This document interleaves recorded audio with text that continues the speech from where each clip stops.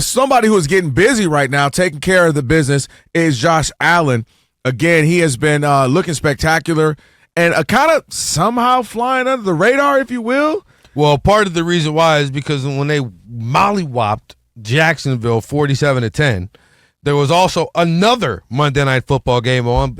Since the experts that be decided, let's have 2 primetime games. Geniuses.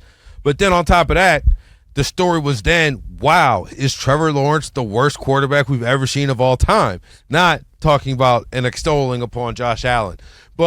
And I'm being facetious. I don't think Trevor Lawrence is the worst of all time, but he stole this conversation without a doubt. Yeah, that's the point. Yeah. The thing that's crazy to me is if you pay attention to the post-game press conferences, and I'm a radio guy, so that's what I do. A lot of people do other things. Don't make fun of me, okay? I'm watching these 13 minutes, and that's how I have informed opinions on guys like Nick Sirianni. All right, this is not just because I'm watching. I'm also listening to them talk for any 30 minutes. Nick ain't even listening to Nick, but thank God you listening. I am, and the thing I listened to Josh Allen's press conference after this game. You would have thought he lost the game. You would have thought they lost. He was talking about how we just got to take this one and flush it. It's only one game. That's a good team on the other side there. We're looking ready for next week. We're looking forward to next week. This is nothing. Glad we got this win. I'm like, take it and flush it. Take it and flush it, Josh. Take it and put it on the fridge. You just scored on 4 consecutive you just scored a touchdown on 4 consecutive drives in the first half. Take it, print it out, put it on the fridge, and get a gold star. You talk about flush it.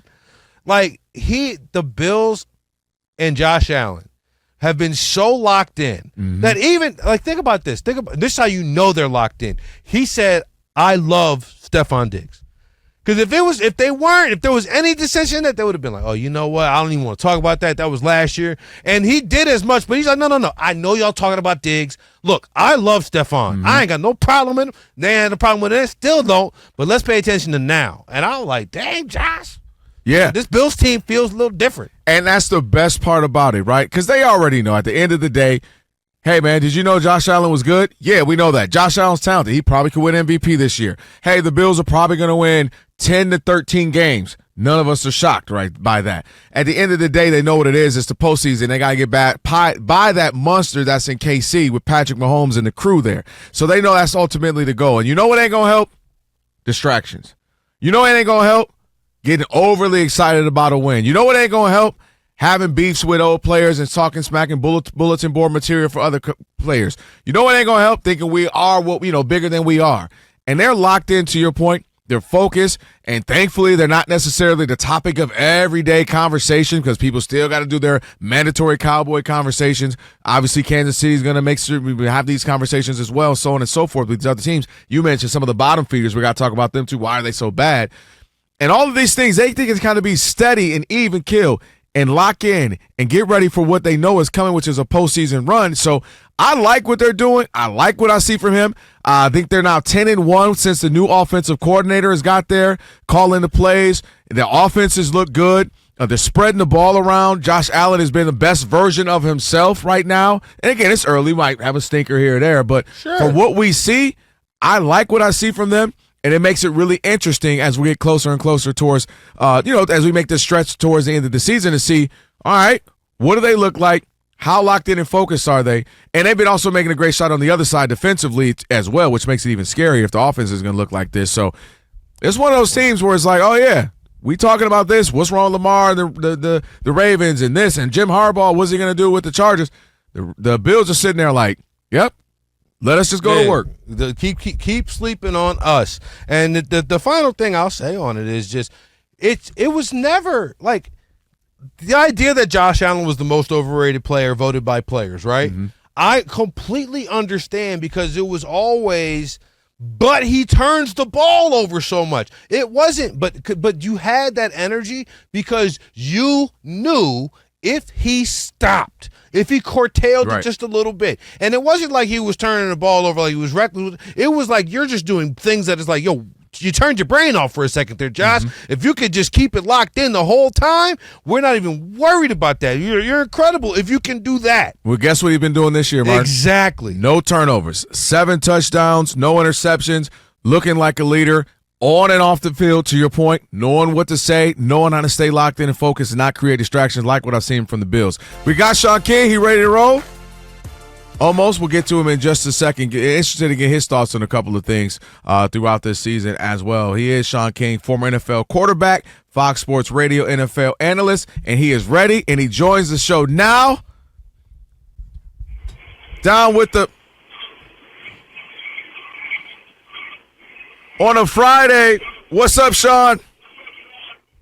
Hey, let me be honest. For us to continue this interview, I need an increase in my NIL. Hey, wait, but who promised you, though? Because you know what I mean? That's the part. Was it a coach? Was it a coordinator? Who promised This you? is the thing, Sean. If Rob G's giving you verbal promises, we need it on paper, champ. That's the problem. It got to be on wax or else it ain't happening, man. Happy Friday, fellas. Hey, you know what? You know what? Since you brought that up, well, you know, obviously, in order to get to the NFL, you had to play college ball. You know that. So let's stay there for a minute. What do you make of that? That move by Sluka, quarterback, UNLV. I was promised $100,000, didn't get it, blah, blah, blah, blah, blah, offensive coordinator, so on and so forth. Where do you think this is going? Do you think, I mentioned yesterday, I said, this might start to turn where the fans start to get soured. UNLV is one thing, but if Michigan, USC, Alabama, they're 5-0, 6-0, and all of a sudden their quarterback or some star player goes, hey, man, y'all ain't giving me what I promised, or hey, I'm just going to leave right now, or I'm just going to transfer. Do you think this could, like, how do you either stop this or do you put some type of guardrails on it? I just think the coaches control it. I mean, if you ostracize Sluka and Bear Alexander for what they did, then no other guys will do it. If it turns out beneficial for the players, then other guys will do it. I mean, I don't know who's advising Sluka. I mean, he's completing 43% of his passes. I live here in Las Vegas. I know everybody on that staff. I've talked to them. They gave that kid everything that they said they were going to give him. He's now represented by Cromartie. They went back during the bye week and asked for more money. This was not Las Vegas UNLV not coming through on agreement. This was him because of the 3-0 start trying to get more money. It'd be interesting to see how this moves forward because some kids, to your point, are going to be like, ooh, this is something I can do. Or they're going to be like, no, that was a one-off and probably not the best move by Sluka. Yeah, no, I mean, we'll see. But also I think if you're going to complete more than 43% of that might your help. passes, if you're going to go try that might help. and go get the money back. And let's be honest, man. We got to start challenging these young guys to stay 10 toes down, man. Have some character, like make something. As a quarterback to a potential shooter, why would I want to bring a quarterback in that walked out on his teammates? Like you got to think about the macro picture.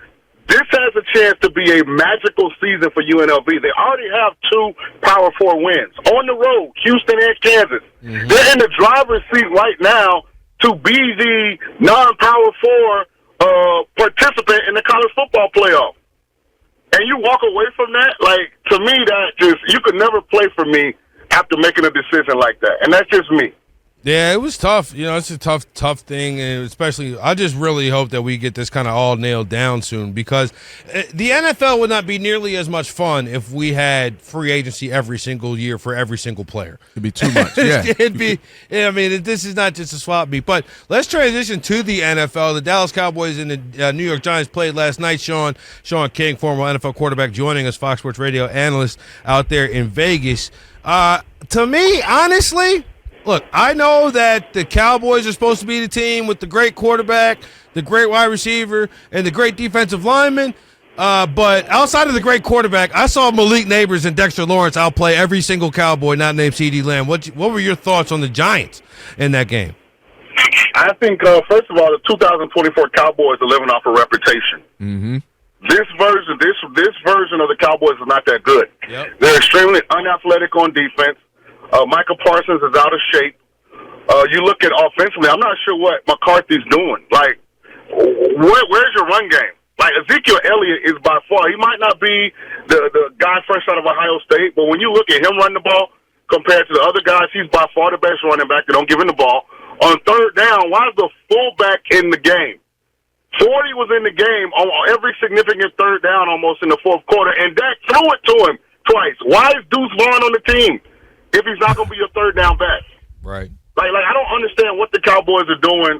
I don't think the season's going to end well for them. I really don't. As far as the Giants, I mean, they're just playing the string out. I'll be honest. When they decided to choose Daniel Jones over Saquon Barkley, I think it doomed the GM, the head coach, and all of that. I think it'll be completely different staff and team next year. When I saw CD Lamb in the backfield, not once but 3 times, I said, okay, these guys got a problem running the ball. For real. Right. Hey, Sean King joining us. I'm looking ahead at the schedule for this weekend, and to me the big game is with Bills-Ravens going to be Sunday night.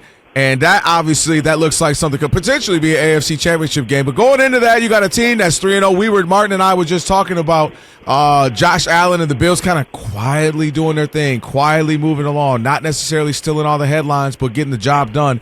The Ravens haven't quite looked like themselves, or maybe they have a version of themselves where they can never finish games. What do you look at between these two great quarterbacks, Josh Allen singing the praises of Lamar? When you go into this game, what are you looking at from both teams? Well, considering that Buffalo's look like a championship caliber team and Baltimore is trying to figure it out, I'm sure Baltimore will win by margin, and Lamar Jackson will have a great game, and Allen will turn the ball over. Like, that's just how the NFL season goes. There's so much parity, but great matchup, 2 marquee quarterbacks. It's almost like we thought that the baton, and of course Mahomes is still at the top of the hill, but it's Lamar that's got the 2 MVPs, right? So Josh Allen aspires to be, that significant of a player. I think it's a big game for both quarterbacks to kind of establish, like, who's next behind Mahomes in 2024. Sean, you obviously came into this league as a quarterback and played quarterback, came in and played the whole time. Shocking, I'm sure. What's going on with Caleb Williams, Bo Nix, and the rookie quarterback's not named Jaden Daniels, who I think is a little bit in a different group because Jaden Daniels is such a dynamic runner. Some of these more pure passers, what's going on with them as they transition to the NFL? Well, I came on quite a bit with Chris and Rob before the draft, and I said Jaden Daniels was by far the best quarterback in this draft. Eventually, it'll work for Caleb. The problem with Caleb is the style of football he played in college doesn't transition well to the National Football League. So to be successful at quarterback, you got to be able to throw the ball in rhythm with anticipation a lot of the time, and he just hasn't learned how to do that. He eventually will. Bo Nix just isn't that good. Like, Sean Payton schemed success for Bo Nix in the preseason. Like, you can tell he was in his book. He was drawing up plays. He wanted Bo Nix to look good. Now Bo has to actually react. Think about this guy at Auburn. I know he had a good year at Oregon, but I mean, think about the Pac-12 championship game when he went up against Michael Penix in Washington. So I've never been a huge Bo Nix fan. Maybe he can get it fixed, maybe he can't. But the learning curve, if you haven't learned how to throw the ball from the pocket with anticipation, on time, and great ball location, it makes it very difficult to have success early. You look at the guys that ad-lib, Bryce Young really struggled. You look at the guy that plays within the system, C.J. Stroud, excelled. Right. So, I mean, I think that's the thing. Yeah, when you talk about the fact that, listen, man, Chicago ain't had a quarterback in ever. So you feel bad for Caleb Williams. You see Justin Fields thriving once he left there. But I do agree with you, Sean, that I think Caleb Williams, he's too talented. He's going to get it right at some point. Sean King, thank you for joining us, man. Have a wonderful weekend, brother. Down with the king. Yes, sir. Be safe out there. We appreciate it, man. That is Sean King again. Get at him, Real Sean King on Twitter, X. Where we just going? But can we just continue to call it Twitter? Because I just can't keep X. Ain't I never switched. Yeah, that's you, news guy. That is news guy. I just try to be all That's what they say. Fifth estate, trying to make sure everything is up in order. At the end of the day, man, I'm just calling it Twitter. Because we still say nobody. Hey, did you X me? No, it's you tweeted me. Did you tweet me? Nobody says, yeah, man, I X'd you the other day. Did you get my X? Did you get my X? You tweeted me.